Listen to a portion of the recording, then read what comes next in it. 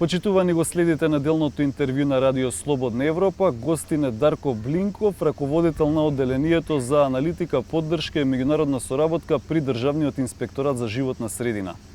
Господине Блинков, загадувањето на реката Вардар, а претходно и на реката Брегалница, беа едни од последните случаи кои предизвикаа реакции во јавноста.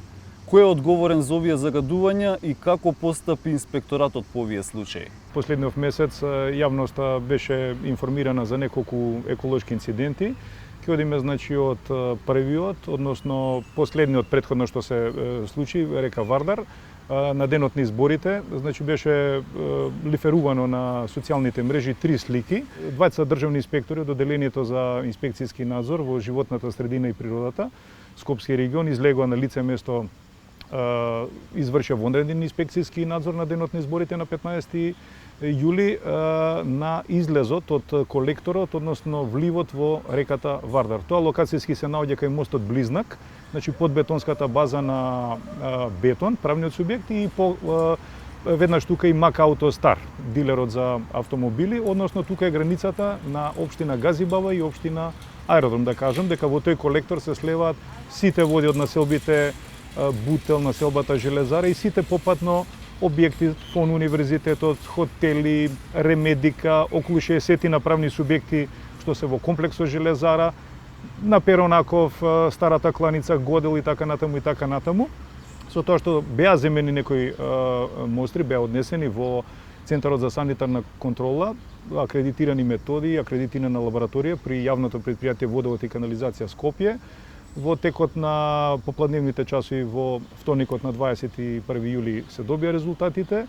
ПХ вредности и железото бележат незначителни вредности што не се опасни по живиот свет. Многу е битно да се напомене дека и во овој случај, и во случајот минатата година во септември, не беше евидентиран официјално од некој надлежен државен орган помор на риби, бидејќи не беа зголемени одредени параметри. Минатата година беше проблем со погонот Лужилница на ArcelorMittal, сега Liberty House се вика по ново. Меѓутоа оваа година практично инспекторите паралелно покрај земените мостри беа во комплексот Железара, и тоа во оние субјекти што испуштаат отпадни води на кои се сумневавме дека би можело да има истекување на таква портокалова боја, тоа се Макстил и тоа се Liberty, ArcelorMittal.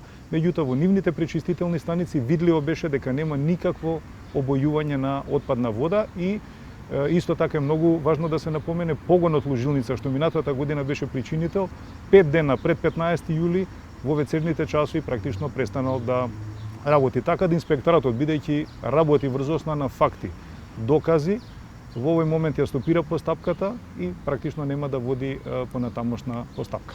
Значи знаете сега од каде?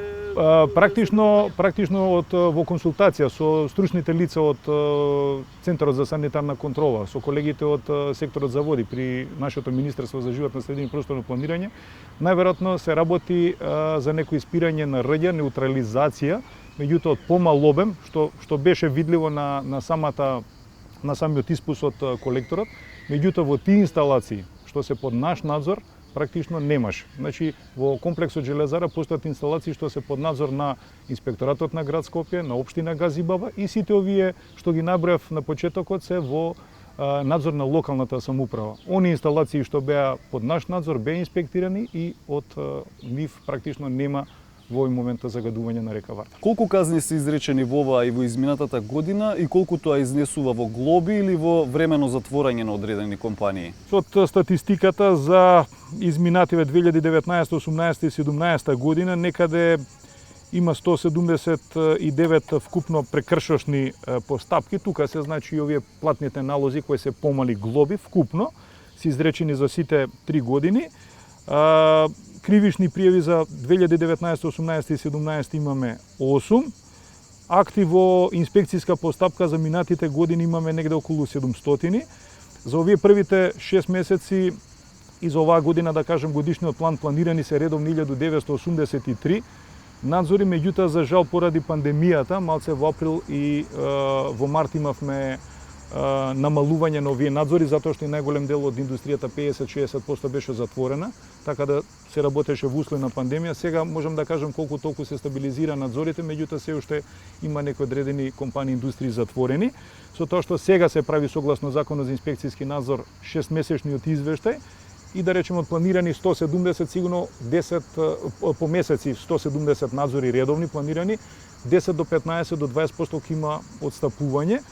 Меѓутоа, се уште ги немаме сумирано казните. Интересно е да се каже дека во моментов инспекторатов е вклучен во акција на Европол, се нарекува ретровирус за медицинскиот отпад.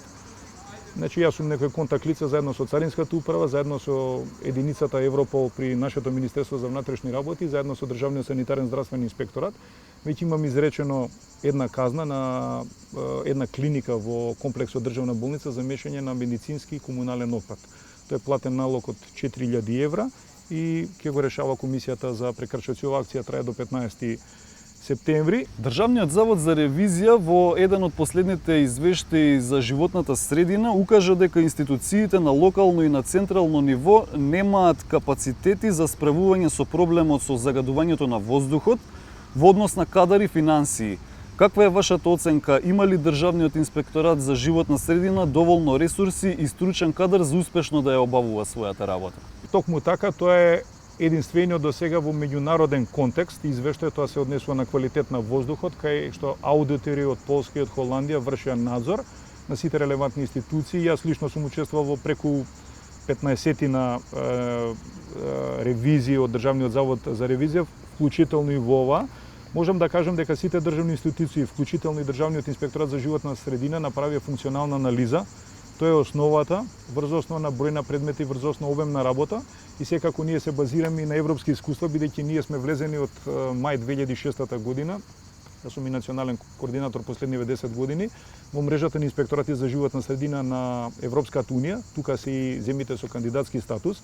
Ние имавме 2015, 16, 18 месечен голем твининг проект. Сите податоци ги има на нашата веб страна, правени се анализи, токму за ова вие што говоревте за анализите за човекови ресурси, и токму ги користиме искуствата во однос на планирање и на инспекцијски и на административен кадар. Во моментов имаме 18 инспектори, поделени во 3 области: животна средина, води и природа. Неодамна една анализа беше правена од страна на МВО Инфоцентар, и многу е битно, оваа година се навршуваат 15 години од децентрализацијата, 1 јули, генерално, а од 1 септември 2005 почна децентрализацијата и во животна средина, и мислам треба да бидеме само критични дека отидовме во многу лоша децентрализација во делот на инспекцијскиот надзор животна средина на централно и на локално ниво.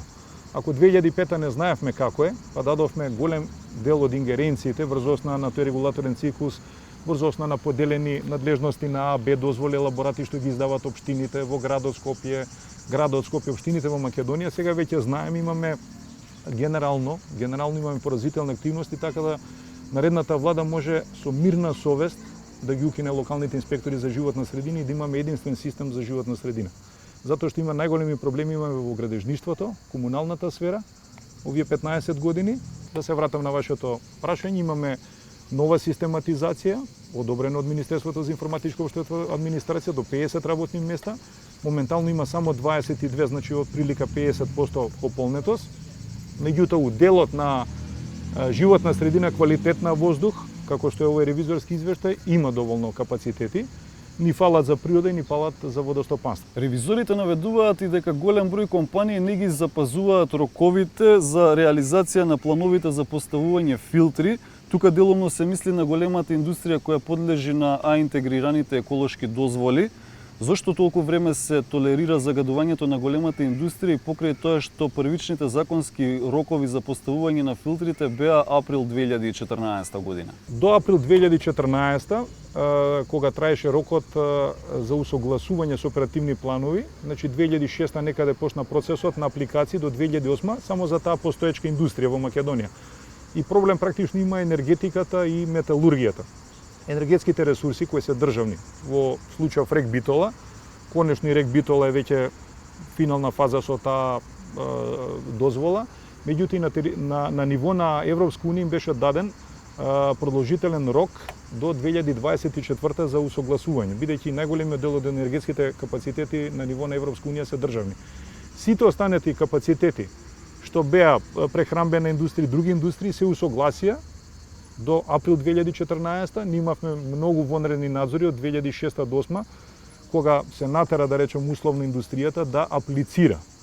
Од 2008 до 2014 беше рокот за усогласување нивно со оперативен план, меѓутоа врз основа на претходно издадени дозволи.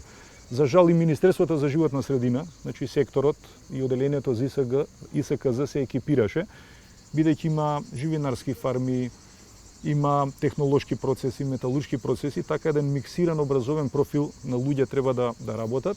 Во меѓувреме имавме и проблеми од градежен аспект, нерешени денационализации, експроприација на земјиште и така натаму и така натаму. Така да за одредени компании се уште не беа издадени дозволите, тоа збориме за А дозволите. За Б дозволите сосема друга работа, таму и ден денес имаме многу неиздадени дозволи. Така да најголем дел од индустријата беше усогласена, што беше потврдено со наши записници после тој рок 1 април 2014. Дополнителен рок од металуршките компании им беше даден на Макстил и на Юокром. Значи владата го дава, не го дава инспекторатот, владата на владина седница има право да даде таква можност. Юокром не го искористи, а Макстил практично ја стави таа хауба за зафаќање на тие фугитивни емисии од технолошкиот процес. Вие, како што напоменавте, сте надлежни за контрола на големата индустрија која подлежи на А интегрираните еколошки дозволи, но како постапувате, например, кога има недозволено загадување од страна на термоелектраната на јаглен рек Битола, која е управувана од државата и долго време работи со застарена технологија? Тоа и кажав, значи таму имаме колега надлежен и раководител на тоа оделение за Пелагонски и Југозападен регион, значи врши редовни надзори, се вршат и вонредни и контролни, значи согласно Законот за инспекцијски надзор, еве за јавноста да кажеме дека постојат три типа. Редовните надзори во главном се планирани однапред во годишниот план и дел од нив се најавува, дел не се најавува, додека вонредните се во случај на граѓански представки или иницијативи поднесени од министер, од институции, од граѓани, од невладини институции така натаму и контролни доколку се утврди одредена деградација. При редовен инспекцијски надзор се дава рок во инспекцијска постапка и да речеме за 36 дена се врши контролен надзор. Вршени се многу надзори согласно Законот за животна средина и напишани се и казни. Меѓутоа, врз основа на таа одлука на Европската комисија, на енергетската зедница на Европската унија, практично и Македонија, бидејќи ние се усогласуваме со акито на унијата, практично и од наша страна, од Министерството дадени се продолжителни рокови за усогласување на големите капацитети во случајов рек Битола. Господине Блинков, ви благодарам за интервјуто. Благодарам. Почитувани, го следевте неделното интервју на Радио Слободна Европа. До гледање.